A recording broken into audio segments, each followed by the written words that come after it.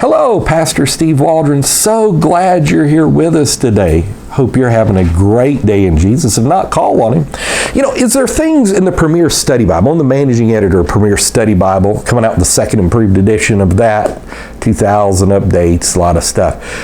But is there things in there I disagree with? And the answer is yes. And this goes into working with people with disagreements of minor doctrines. Romans 14, Paul goes into this.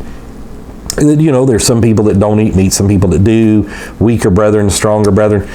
You know, and you might say, well, what are some of the things? Well, first of all, I'm a six-day young earth creationist.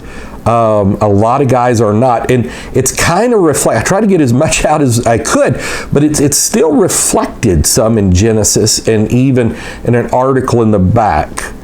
In the back, they give young earth, old earth arguments, gap theory and all this. And in Genesis 1, some really believe that, and some people have seen that in there.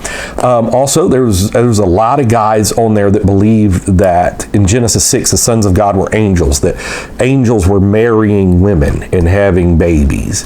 And I don't really believe that, but I can have fellowship with somebody that does. To me, you've got the gospel, Acts 2:38, oneness, holiness, and these things that unite us. There are certain things, you know, whether you believe in Christmas or not, or something like that, I can work with you on that.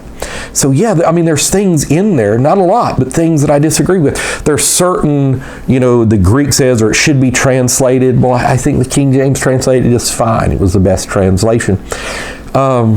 But I think overall, just the notes, the articles, the index in the back of subject index, all of this is, in the overwhelming amount of the commentary, the maps, are for the promotion of Christian truth and doctrine in the world, and to see the love of Jesus in the world.